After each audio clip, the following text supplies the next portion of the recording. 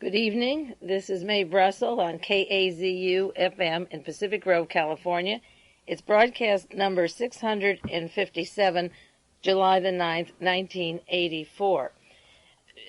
The programs that begin each week reviewing what we did a year ago are really important. That's why I can't afford the time, because there's so much current news, and yet we can't afford to miss the events of last year or the year before, because the things that I'm talking about I consider important enough to have a continuity straight through. And there's nothing more continuous than what I was talking about a year ago this evening than what is in the pages of the newspapers today. And these issues will be out into the history books for years to come, the continuity of the names and the people and the unfinished business. A year ago this week, I was talking about the memos of Jimmy Carter that were stolen in order to make Ronald Reagan appear intelligent enough to run against Jimmy Carter on the issues. And I brought up the names on those memos that included Edwin Meese III, who soon would be nominated 4 or 5 months later for the new Attorney General, William Casey of the Central Intelligence Agency, who went on, after helping steal these papers and working with the CIA and the agents that could do it, he's worked with them all of his life from the OSS days, and Robert Gray from the Washington Public Relations Office. Now, last year in July, very few people knew the name Robert Gray, Bob Gray. It wasn't a household word, even though he had been very much in evidence as a bachelor during the Watergate years, escorting Richard Nixon's secretary, Rosemary Wood, around Washington. But we weren't familiar with his name, and I referred to a book that just came out last year, Libyan Sandstorm, in which Mr. Gray was mentioned that he was a member of the board of Edwin Wilson's office of CIA Navy intelligence called Consultants International.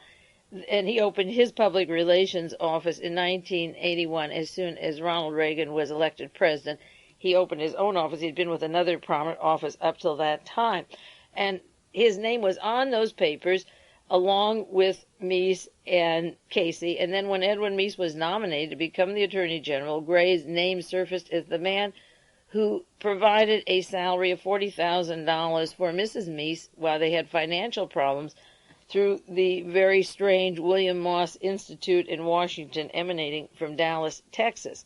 So Gray came to the picture of my listeners and through the book Libyan Sandstorm in the Carter papers just a year ago today. Now, since that time, there have been many, many articles on Robert Gray, and each one evolves with a new piece of information about who this man is who provided the future Attorney General with the substance that his wife makes almost as much as Meese did as the advisor to the President of the United States. So there's been 2 large articles on Gray. I'm not going to do the details of them this evening because they require a whole hour in themselves. One was in the Washington Post, June 28th, and the other June 29th. If you want to go to the library and photocopy them, you can. The Monterey Herald had a syndicated article on Robert Gray, July the 1st, 1984. But important to Gray, besides being on the board of Edwin Wilson's office with the CIA and the things that I had mentioned before, working under George Bush, who was director of the CIA, the list of his clients is appearing in more of his list. The partial list was given at one time, and the Washington Post has a list. And many of them, of course, hit upon the subjects that I've been dissecting on the news with you. For example, NBC television. Well, Marvin Kalb and Bernard Kalb were pushing the story of the Vatican KGB plot of Agca to attempt to kill the Pope. And not only was NBC used as the major media for this propaganda program, but Claire Sterling and Michael Ledeen and Licio Gelli are very much part of the Reagan administration links and the Robert Keith Gray contacts. In fact, Michael Ledeen was linked directly to Licio Gelli, who has fled a Swiss jail when he was supposed to go to Italy on various charges. And I've done his background for you many times, and we'll do more on him. A new book came out, we've talked about it before, in God's Banker. It just came out by David Yollop. And in God's Banker, it describes how Licio Gelli was the fellow who helped build the route line for the Vatican, and that was the line that, from the Vatican, where the Gestapo people such as Klaus Barbie were taken from American intelligence, U.S. counterintelligence corps, down to South America to continue the Fourth Reich. So Jelly was at Reagan's inauguration, and Robert Keith Gray put on the inaugural party. He represents Santa Fe International, and I have to update those broadcasts, but that was a team of people that combined with the Kuwait government just 2 days before Sadat was murdered, and there were just recently some indictments or taps on the wrist of foreknowledge of mergers of stock and money, and Gerald Ford, close with William Casey, who was of the Security Exchange and the stock markets, could have foreknowledge, and they made a lot of money buying in and merging with Kuwait to Santa Fe International just several days before they knew Sadat was going to be murdered and American investment would be rushed into the Middle East. Actually, the financial problems in Kuwait escalated, and it was not a chance for the United States to sweep in and have an excuse for a station there like we had in Lebanon later. But he represents Santa Fe International, which had to do a lot with Gerald Ford and co-partner of Henry Kissinger, and Kissinger was Robert Keith Gray's boss at Task Force 157. Kissinger and Gray are very important to these and other stories.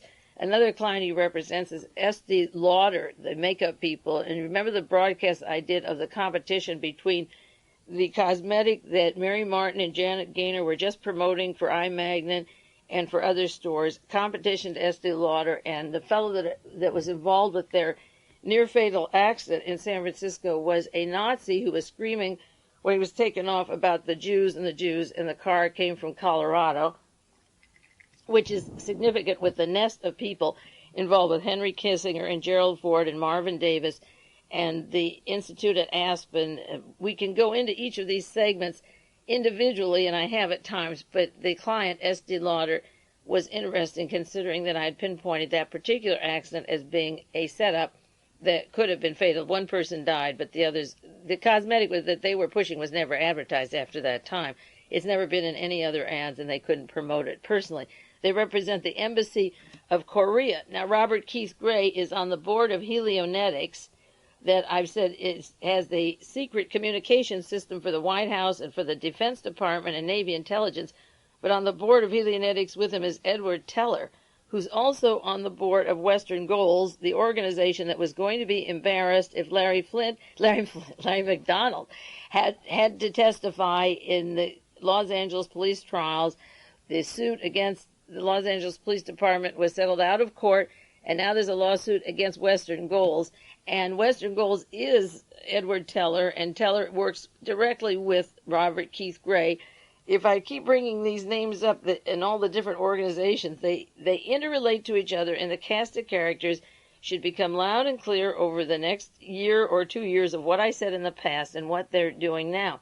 He also represents the Religious Liberty Foundation, and I told you he had gone to the Supreme Court to speak up to get the charges dropped against Reverend Moon and also the Embassy of Korea. So religion and Korea, they all come pretty close together.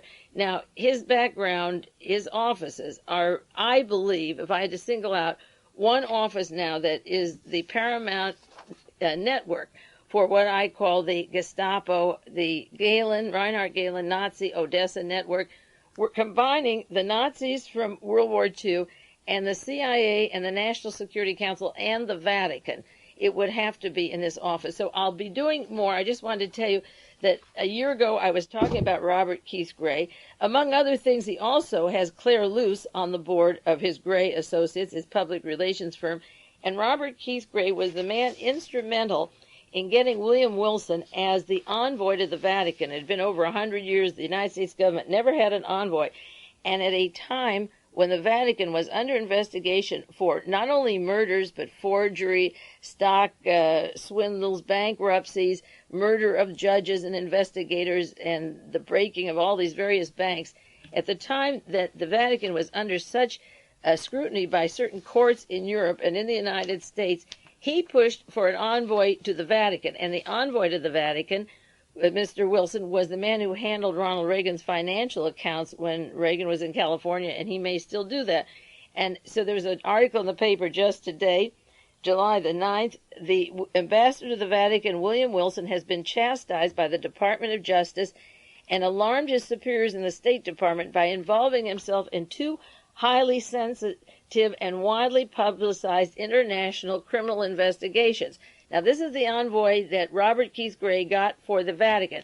He's involved with trying to soften the image of Paul Marcinkus, working with William French Smith to get Marcinkus off the hook. And, of course, Marcinkus links into the top Nazis around the world, into the money swindles, the banks collapse, the murder of Roberta Calvi, and Robert, and the various entangled scandals that are well written in the book In God's Name and other books that have come out, and you'll see more about Marcinkus. He was trying to tell the Attorney General that Marcinkus was a good character, and so the envoy that our President of the United States, having Licio Gelli, who works with Marcinkus and these people, this envoy is interfering with the Justice Department at a time when Marcinkus is being investigated in the U.S. Attorney's Office in Brooklyn for various money laundering and connections with the mob in Brooklyn at this time. So he's not representing the United States as a democracy. He's trying to get these criminals off the hook by using the administration that works with the criminals. The other thing that he's involved with is interfering with the Mark Rich scandal. Now, Mark Rich, last week I updated the story on Mark Rich, how he's involved in multi-million-dollar swindle of taking money from oil to South Africa that was illegally sent there. Mark Rich owns 50% of 20th Century Fox in Pebble Beach, and they put Henry Kissinger on the board immediately, and Gerald Ford, who made the killing financially over the Kuwait Santa Fe, and Henry Kissinger is put on the board of 20th Century Fox with Mark Rich and these people, and Kissinger was Robert Keith Gray's boss. And one of the people interfering in the arrangements over there is Lawrence Eagleburger, the new partner of Kissinger Associates, that private firm that helps take whole countries, just as the office of Robert Keith Gray does, to overthrow countries and to do dirty tricks. His office has to be the extension of the Central Intelligence Agency of Casey and Paul Laxalt. It has to be the hit teams taken out of the hands of what was Mullen Associates during Watergate days, or we can't have any more Senate or church committees on planning to kill people like Patrice Lumumba or Fidel Castro or Che Guevara, wherever we had hit teams. This Task Force 157 was the hit team involved with the killing of Orlando Letelier and Salvador Allende and many, many more. So, and also Mr. Orfea from the Organization of American States went from that office. He was former ambassador from Argentina to the United States for 20 years into the vice presidency of the Gray office of Robert Keith Gray. He brings with him the 50,000 people in Argentina that were murdered and no bodies unearthed, or the silence on those murders. Orfea moved into the Gray office. So the importance of him comes out just simply in a story. He set up the relationship between Mr. Wilson and the Vatican, and now Mr. Wilson is interfering with the friendship, Kissinger's friend, Mark Rich. And I will chart these out. I have spent months, literally months, charting out the Gray office as it came into the news and its interrelationship to all the other agencies I've been talking about. And I will get them in some printed form and get them to you if you want to order them, because the names do repeat over and over again, so you can refer to those charts, as I did a few charts a while back. Now, in addition to talking about Robert Keith Gray, just a year ago tonight was the time that Vicki Morgan had her head cracked open with that baseball bat. And in 1983, July the 7th, she was bludgeoned to death, just at the time that these stories were coming about Reagan and Casey and Gray and Allen. And when they first came out, there was a story of sex tape and sex blackmail, which was quickly covered up. And then during the trial of Vicki Morgan, I'll do more about that pertaining to Pancoast and his mental state in a little while, but pertaining to the Vicki Morgan story, there was the subject of the sex tapes and love affairs. And then a month before Vicki was killed, she allegedly had Edwin Meese and top officials as part of her love affairs and parties, and of course the judge and the prosecutor wouldn't allow any of this to be brought into court other than the fact that it was mentioned, and they called the jury out, and it was over. But a year ago I was talking about the William Morris agency that represents Henry Kissinger and Alexander Haig and Gerald Ford and Betty Ford, and Richard Nixon and Ronald Reagan. His son was hired there by William Morris Agency, and Reagan's books will come out of William Morris Agency, and that's where Marvin Pancoast worked. Also, a year ago, I was talking about the rat line in Henry Kissinger and brought up the new book that had come out of Seymour Hersh, The Price of Power, and the identification of Kissinger with the top Nazis when he was in the U.S. Army, the 970th Unit, that he was in charge of Klaus Barbie and played a role in keeping these Nazis with him. That was his job after the war, and then later they disseminated down to South America, where his National Security Council and CIA continued to be in touch with them. And in terms of the rat line, again, this book, In God's Name, brings up one more book of the role of Licio Gelli with the rat line that I was talking about last year. I was talking about Kissinger, Klaus Barbie, the Nazis, the cocaine connections down in Bolivia. And 1 year later, a book comes out that says that Licio Gelli helped build the rat line, and that's the Licio Gelli who was at the inauguration of Ronald Reagan.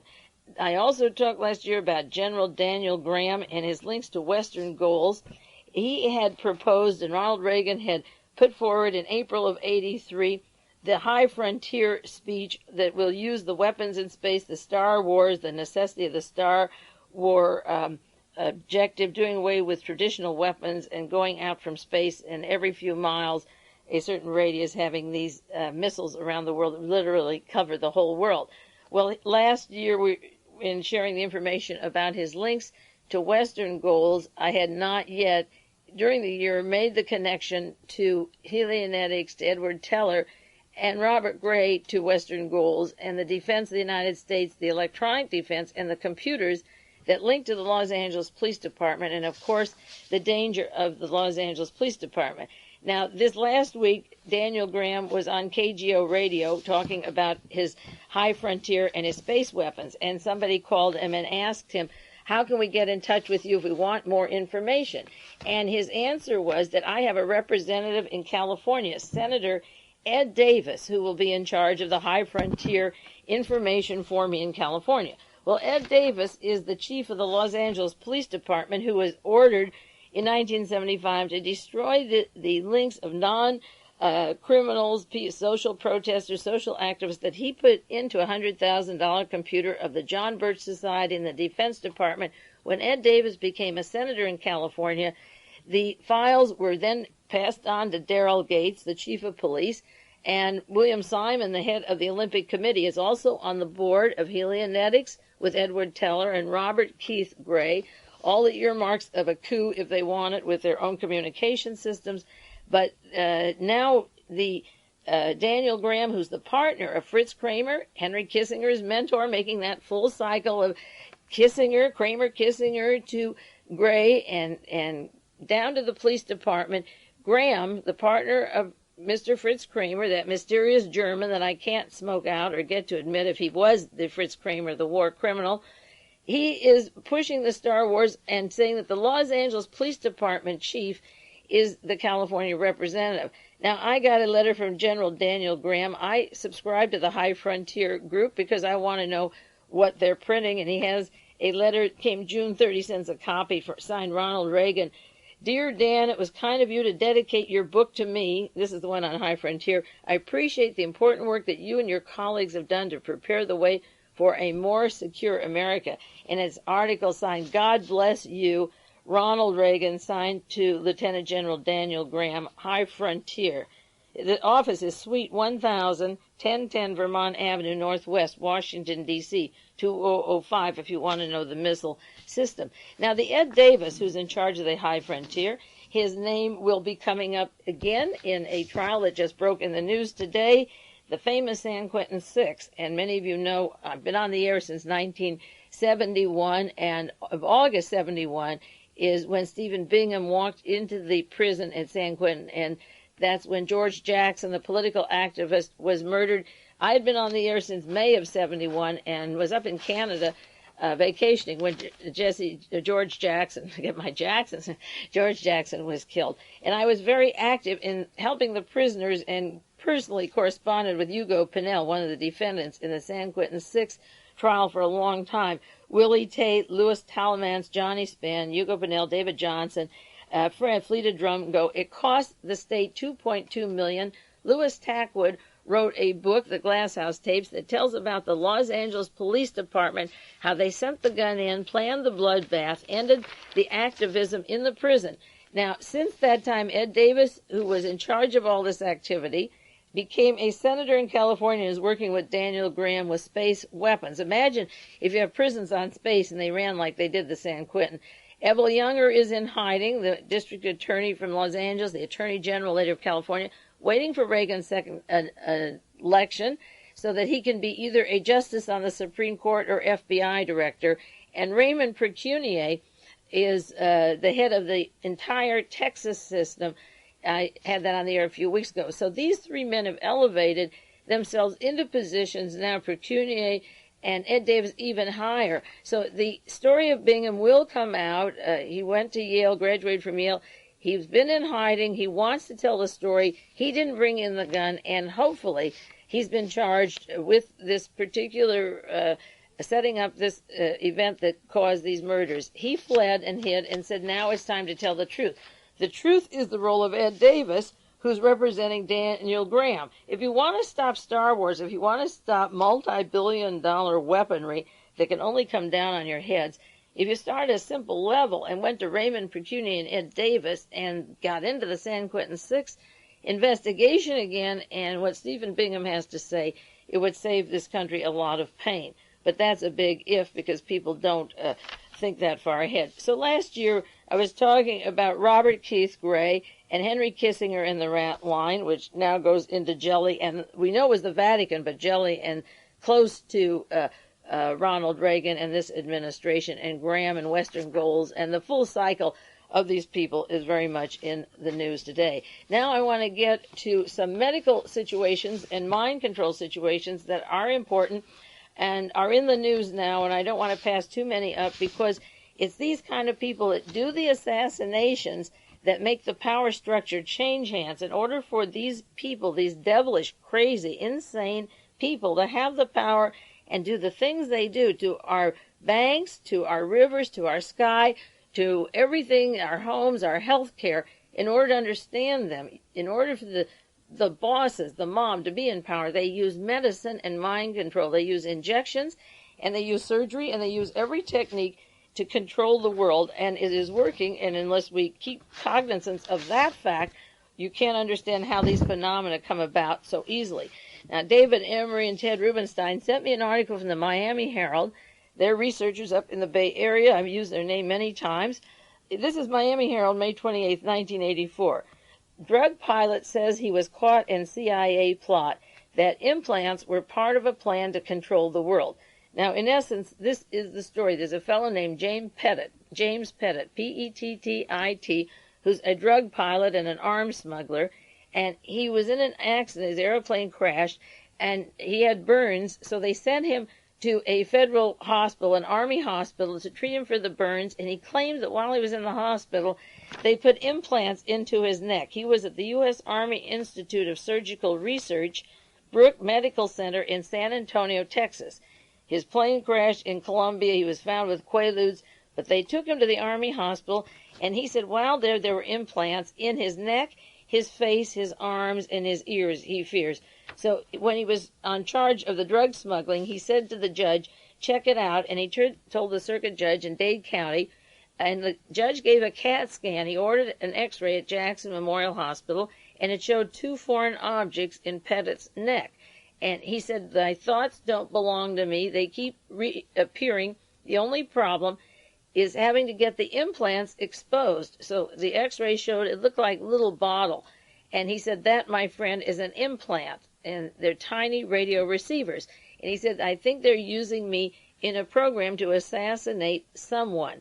Now, remember, a month before Jonestown, was 2 months, October of 78, I said on the broadcast, maybe you don't remember, maybe you didn't hear it, that there was a group down in Guyana called the Jim Jones group, the church down there, and they were making people sign confessions for political assassinations that they wouldn't do, but the confessions would be linked to them. It was a mind control program being run down in Guyana, And in advance, political assassinations could be charged because they would sign the confessions, which goes back later. I'll be returning to Marvin Pancoast and his confession on killing Vicki Morgan. And this fellow said that the reason he thinks he was singled out, that they focused on him, is that he had a brother who was involved with the CIA or the DEA, which they combine, the Drug Enforcement Agency and CIA are really the same. And he went to New Orleans to find out how his brother died, that they told him the brother died from a suicide, and that he went down to New Orleans to ask certain people in the mob that he, I guess, did the drug traffic for, what he should do. So he gave him a list of names, and the mob would say CIA. He'd give another one CIA, another one CIA, and they told him, don't fool with it. And he put it all together, and he realized that the gun and drug smuggling and the CIA were well connected. Now, he got access to what he called Operation Crystal Ball, he says, which he found in a dumpster, coincidentally, and I can believe that because at the time that I was writing for The Realist with Paul Krasner, we got some information on mind control from dumpsters in Palo Alto, which was interesting, and I don't know if I've ever used that on the air, but I got access to ways of mind control that were given to us from a dumpster in Palo Alto.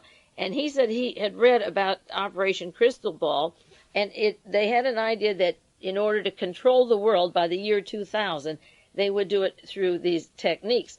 Now, they asked the judge, as I say, the attorneys he questioned of being CIA, asked the judge to have him go to the hospital, and so he did go in, and the case, Judge Gross ordered him to go to the hospital and check this out. And when the trial began, the hospital officials were ordered to bring the x-rays to court. And when they brought the x-rays to court, they didn't show anything of the neck or behind the ear. They only took it of select areas. So he wasn't, they said the x-rays didn't show anything, but they only did it behind the ear. Now, to make a comparison to that, there were allegations when Lee Harvey Oswald was seen with a gun next to a fence with a photograph of the shadow behind the gun and under his nose. The sun couldn't have been in that position at that time of day. So the FBI recreated the scene on the roof of a building, or went to the backyard and photographed an agent to duplicate, to show that the shadows could be under the nose and behind the gun at the same time, that this, in fact, was taken at that time of day. But they produced a picture of the FBI agent from the neck down, and the purpose was the shadow under the nose. So this has been done before. So they didn't show the neck or behind the ear.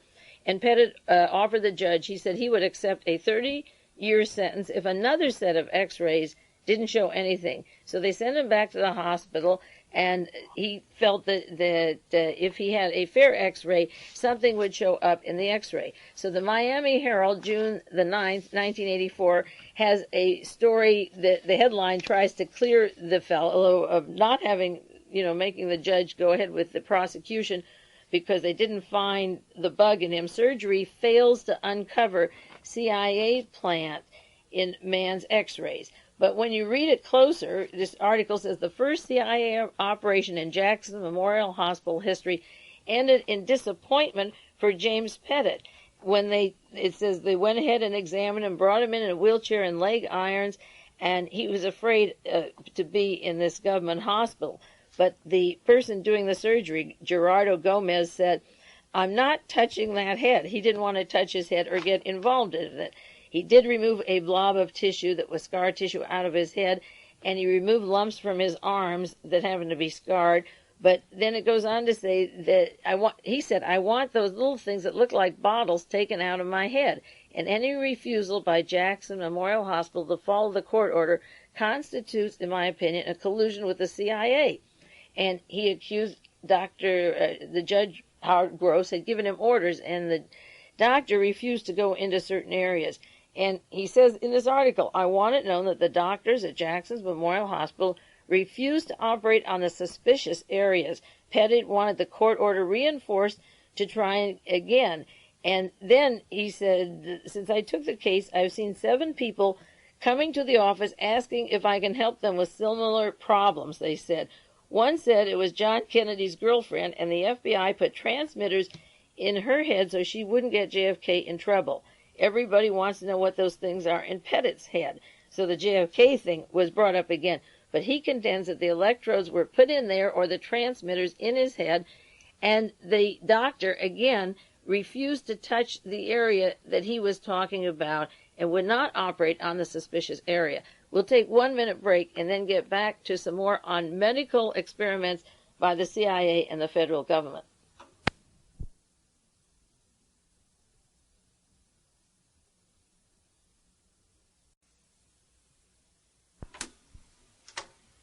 This is side 2 of broadcast number 657, July 9th, 1984.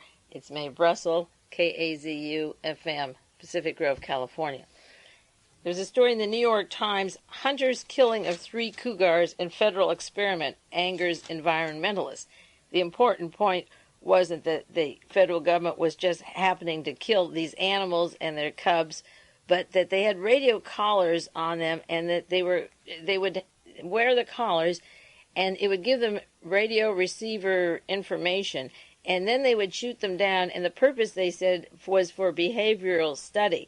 Now, we know how these animals act and move, and I'm sure that the shooting of these animals wearing these collars could be applied to human beings later on how to find them, not how they respond in the forest. We know how they act in a forest. The behavioral study of the animals has probably been done enough, but they were wearing these electronic collars. Now, just last October, I mentioned, I don't know if I had this on the air or not, but I might have mentioned that the LA prepare the police for future technology in fighting crime. And if I did have it before, I'll remind you, but this is one of the stories that I meant to have on if I hadn't done already. This has to do with the Los Angeles Police Department having a conference to update their Forum 2000 that they had 10 years ago. And they described certain non-lethal weapons they'll use to round up people with satellite photos of the city to chase the suspect. When the crook is caught, he'll be identified with a 3D holograph mugshot and sentenced either to an island penal colony or the deep freeze. Upon release or thawing, the authorities will keep track of the parolee through a tiny radio transmitter beneath the skin. This was brought up 10 years ago at the Forum 2000 by the Los Angeles Police Department to hedge against the future shock and application of these. Now, I have information and articles of that meeting 10 years ago and even before that. And at that time, 25 million transponders had been manufactured to insert under the skin, just as Mr. Pettit is talking about, to put into these people to control if they leave their neighborhood, if they have sexual desires, if they go more than 5 blocks out of what would be, say, a ghetto area. It tells them to go back. It gives them instructions. They can be radio computerized, and 25 million were manufactured over 10 years ago. And just this October 83, the LA Deputy Chief Clyde Cronkite is sitting at the kind of computers that will be in automobiles. They're already putting them into 800 patrol cars now, and they'll put more. So the minute they get a name, they can computerize the entire file, whether you're going too slow or fast, or had a drink or accident or whatever. They can put exactly who you are and every single thing about you. I'm sure these are the Bobby Inman Western Goals computers that are fed with you. And then you go to a penal colony or deep freeze, and then a transponder is put into your head. So if it sounds like 1984, these were made in 1974 and 72. But the application comes up again in the trial or the appeal of Mr. Petit of what they did to him, and it is indeed possible. They did see objects in his body and refused to take them out.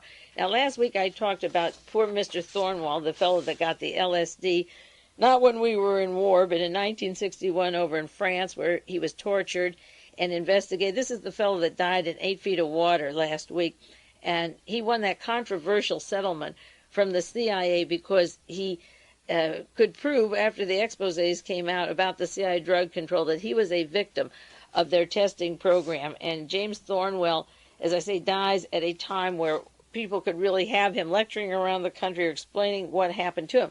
But the San Jose Mercury had another story about his death. Sad life ends for man given LSD by Army. And not only did they torture him and keep him for 2 months without food or toilet in a single room and simulated a gunfight and made him think he'd been kidnapped, but at the time of the incident, the Army was involved in clandestine operation in which a special purpose team roamed the world, the entire world, experimenting with this drug on foreign nationals, many of them Southwest Asians. Well, many of them were Asians, but many of them were in the United States. They used this here. They didn't just use it in Europe. And I'm sure that places like the Army Hospital in San Antonio are capable of doing this kind of thing. The Army roamed the world with special purpose teams in giving this, and then these victims would fall down, lose their jobs, lose their wives, became totally useless, and many suicidals. And that so that when you see a controversial person at the height of an investigation jumping out of a window, like Dr. Frank Olson, who was given the same LSD, a normal man with a normal family who they tested on, they didn't make the test for Mr. Thornwell or Mr. Olson. They made it for the whole world, and when he says that there is a project through the whole world to control the world, it is being disseminated around the world. Now, back to the Vicki Morgan case. The case is closed. Mr. Pancoast has been found guilty, but in the newspapers last week, there were articles about that mentioned in her defense, not her defense, in the defense of Mr. Pancoast, that he could be telephonically controlled through hypnosis. This finally came out in the newspapers. This is a technique that's been used, and the Los Angeles Herald had a story that the lawyer, Mr. Barron, said for Marvin Pancoast that they suggested, and also Mr. Matthews, the defense attorney, Arthur Matthews, working with Mr. Barron, suggested Pancoast was hypnotized by writer Gordon Basishis, who was working at Morgan's autobiography at the time of her death, into confessing he killed Morgan. It's quite possible. He called up, and I suggest that Gordon Basishis called the house, woke Marvin up and said, "Marvin, you killed Vicki. It's your fault. You did it. You're responsible." He was interested in telephonic hypnosis theory, and they referred to that at the trial, the telephonic hypnosis theory, credited for making him go down and confess when there was no physical evidence or any part of his actually having killed Vicki Morgan. So this is Mr. Basishis was a student of hypnosis. Now remember the telephone that Dan White got, and he was staying home in the morning. He went to kill George Moscone, the mayor of San Francisco, and Supervisor Harvey Milk. He gets a telephone call. He puts the gun in his pocket. He's picked up by a secretary, climbs through a window because he's smart enough to know the gun will be detected, and shoots those two people. George DeMohrenschildt, primary witness to the murder of John Kennedy, was meeting with the House Assassination Committee in the afternoon, and he is in the morning with Edward Epstein, who's worked closely with the Central Intelligence Agency and the inner team of disinformation on the assassination.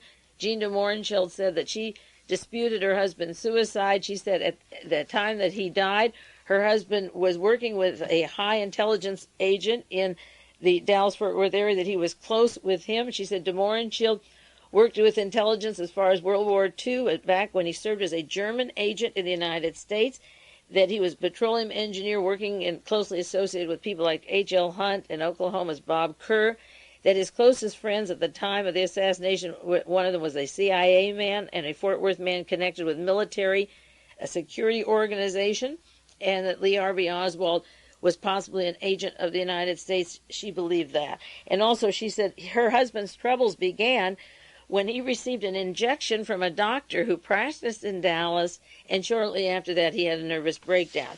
Then he was taken to Holland and then to Florida, and when they're about to open up the investigation, and I consider the number one witness, he picks up the phone, then hangs up, reaches in a drawer, and shoots the gun in his mouth, and he's dead. So the telephonic hypnosis comes into there in the interest of Basishis in hypnosis. Now, David Ferry, another primary witness to the Kennedy assassination, who Jim Garrison wanted when he had arrested Clay Shaw, all of a sudden dies of karate at the back of his head, but he was a student of hypnosis. Candy Jones wrote her book about the CIA and how she was telephoned, hypnotically told through the telephone on the different things she should do, including going down to Bermuda and committing suicide, and her husband saved her. But every one of these hypnosis things has to do with assassinations in the CIA, and she began her hypnotic treatments with injections in Oakland. She was flown from New York to Oakland. So injections, whether it's DeMohrenschildt or Candy Jones or hypnosis with David Ferry or Dan White, the subject came up. Of course, it was quickly closed in the case of the Pancoast trial. Also, there is another story in the LA Herald. Pancoast defense can't introduce high government officials involved. The motive for hypnotizing Pancoast, the motive for killing her, the sex parties the month before she's dead, the people high up in the kitchen cabinet in Reagan's administration is enough motive to want to wipe out this person. And the prosecution and the judge evidently had an agreement right from the start that nothing could be introduced about government officials. Once again, Pancoast becomes the Lee Harvey Oswald of the Reagan administration, taking the brunt for silencing somebody because of the blackmail purposes that Vicky could have used for the government. And because he had a history of mental illness and being in mental hospitals, he's a perfect candidate for that. They also said at the trial, it was in the San Francisco Chronicle, that he had a proclivity for confessing to murders he didn't do. Pancoast had a record of mental problems. The defense attorney said he habitually confessed to crimes he never committed. One of them included was the Manson family. Now, the confessions that Mr. Pettit was afraid that they were going to use him for when they put those little bottles and transmitters into his body that the CIA won't remove from at that hospital, his fear was that he would be used for assassinations. With Jim Jones, the purpose of the mind control was to get, and he has an outer entourage of over 120 people that are out loose now who murdered those people and put the blankets over them, either poisoned them or shot them in the back, covered them up, and those assassins are out loose to murder for the United States government right now. But any murders they did, if Jonestown were still going, the confessions could be signed by these poor people that were down in Jonestown. So what you have is the problem of hypnosis, of injections, of conspiracies, of confessions to things that you didn't do, coming up at the Vicki Morgan trial and having precedents in other cases around the world. Now, another story of medical experiments that I want to update or go into was brought in the news again this week. The Navy considered closing a lab, but a new mission was found. This is the laboratory in Oakland, California, where they opened it in 1950. This is when the CIA really got heavy into their medical experiments and took over the medical field, the cancer as well as the medical field. They put an office in Oakland where they made lethal medicines piped into rotating drums. Organisms were blended with lethal mist, and they tested it first on animals and then on humans. And they made, for germ warfare, diseases like plague, tularemia, and others. They don't tell you what the others were. But one case, there was a lawsuit where a gentleman died from pneumonia, and the family said it came from the spraying over San Francisco. They took a Navy ship out. Now, they didn't do all this for a ship. This is a multi-million-dollar lab that went on for 20 years. But one of the things they did, they also did them in tunnels. They took a ship out, and they had these organisms sprayed that were known to be dangerous to elderly and debilitated people. And unknown to the public, the experiment caused at least one death. Now, the LSD in the examination of the drugs, the church committee, with Mr. Olson going out the window, he went out the window. That's one window case. It's like all of World War II was started by one man. Hitler. All of Watergate is one man. Nixon. These things are so big, but they zoom it into simplistic terms that people can relate to. They say at least one death and other tests. So they made this mist that debilitates people, and they still continue, even though this lab was stopped and it's opening up again. They now continue germ weaponry at Fort Detrick, Maryland, right now, devising ways to work with biological agents.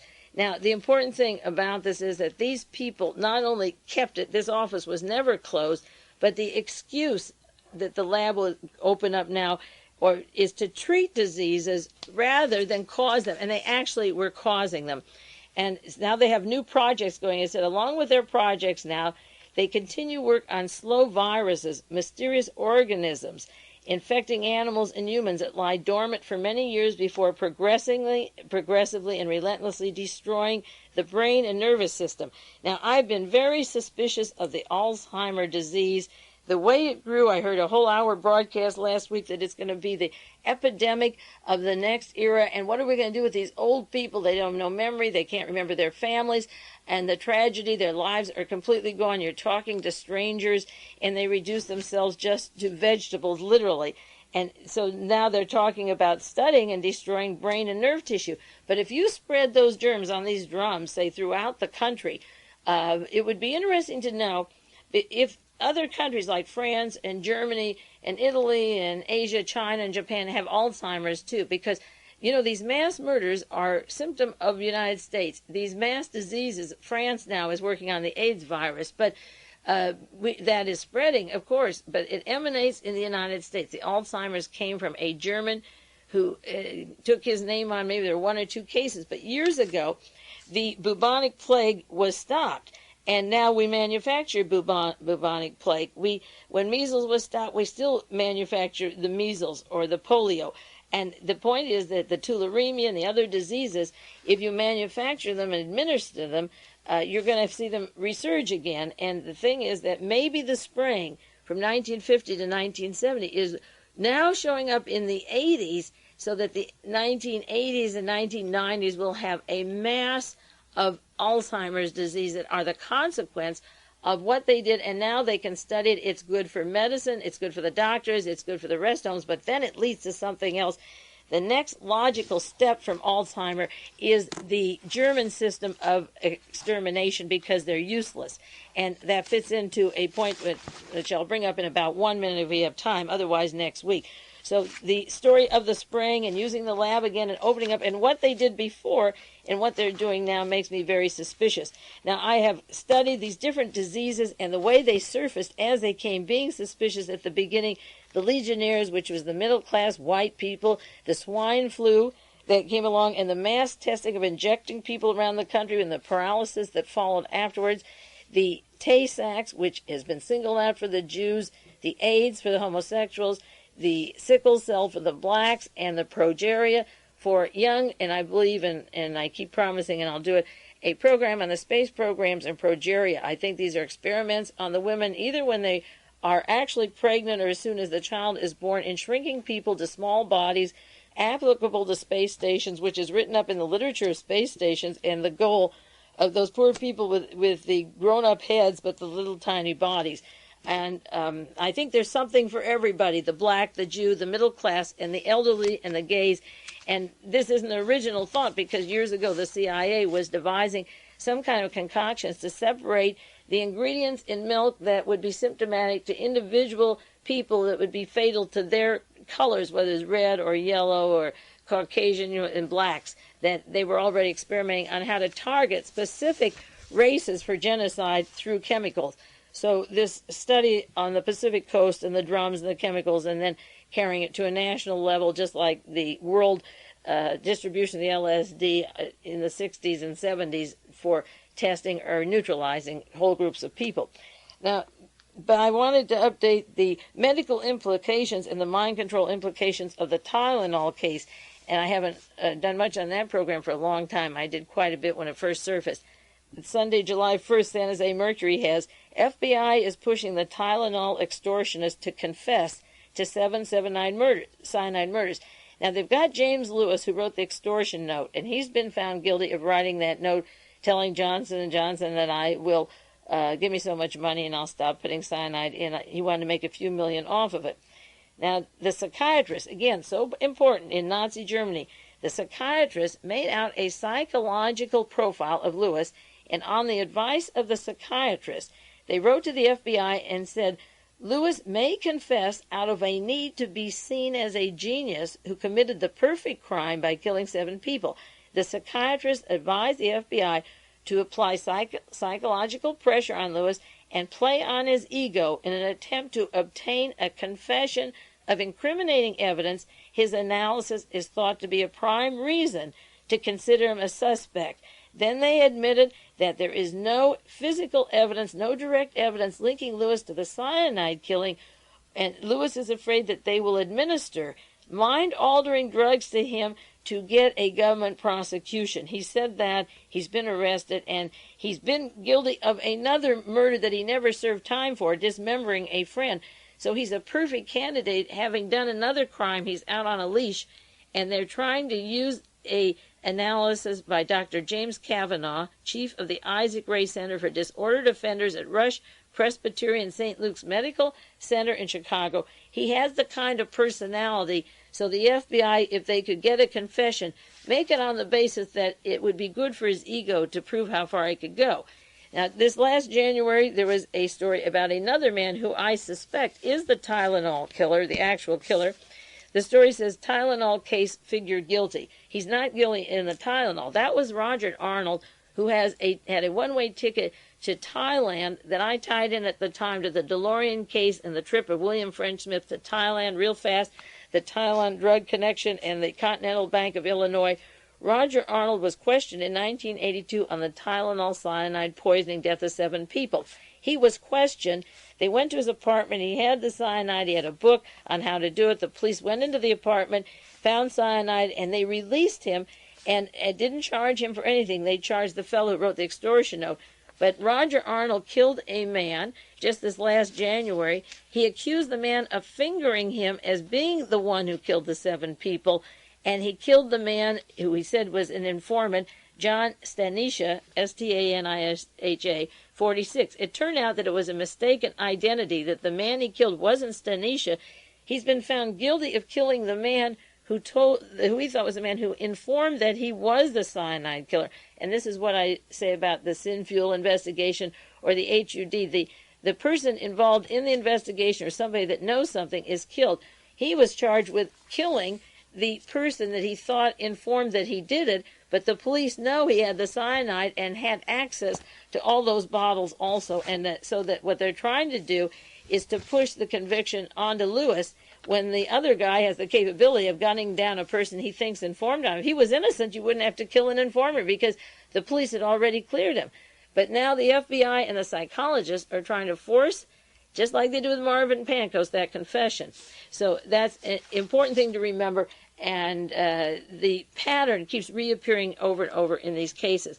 Now, Adolf Hitler had an edict in going back early before 1941 on killing the aged.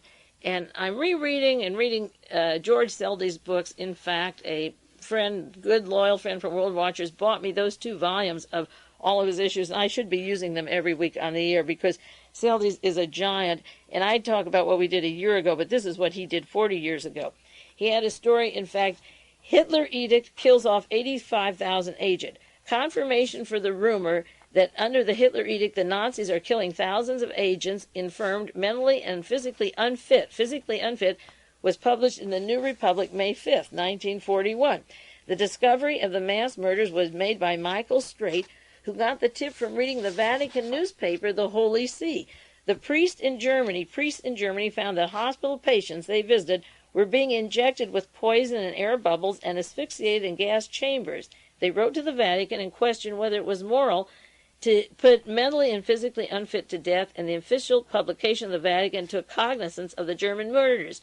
The Vatican has always opposed mercy killings. Following the tip, Strait says the Vatican sources confirmed that so far 85,000 deaths took place in German institutions on Hitler's orders. They were killed because they could no longer manufacture guns in return for their food, which they consumed, because the hospitals were needed for wounded soldiers, because the death was the ultimate logic of the National Socialist doctrine of racial superiority and the survival of the physically fit.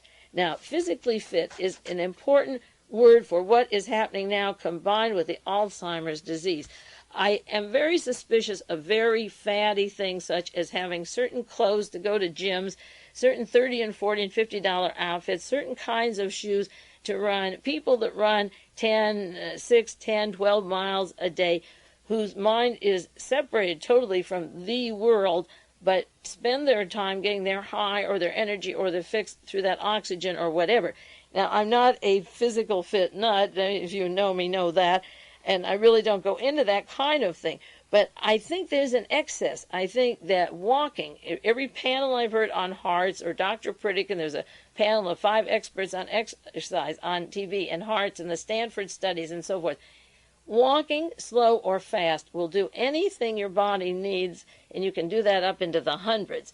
And when you get consumed with this body fitness and the image of the fit, and the blonde, blue-eyed fit, and the male macho American fit, when you get into that, you get into the ideal of what Hitler wanted. And when you get the infirm, when you get enough Alzheimer's, you get rid of the old people. Now, Ronald Reagan told the young people this week in his speech that even though you have jobs and you put into Social Security or Medicare, it may not be there when you get older.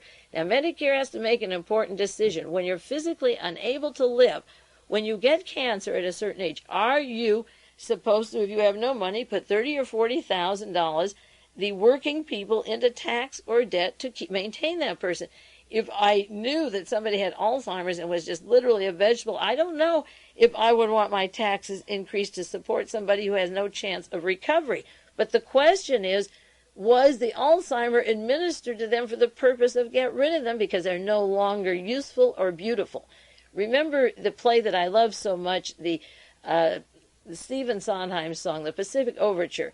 And the song that Sondheim says is his favorite song, The Treaty House. And the theme of the song and the play is an old, old man who remembers as a little boy standing up in a tree and another under the floor when the meeting of Commodore Perry with the Japanese was made official, how Japan would modernize, and under the gunpowder at their neck, they had the choice of modernizing or being blown up, of selling out the values of ancient Japan and the Japanese families for the sake of modernization and corporations. And what you have today are Japanese factories that are similar to Germany. You take one job and you have it your whole life. You don't change your switch. You just stay in it your entire life. Now, the importance of that is that aged people have memories. If I could live to be 90, like my parents who are 90 and 94, I will continue to tell my children and grandchildren or whoever I see about what happened to John Kennedy, what happened to America, who Henry Kissinger was.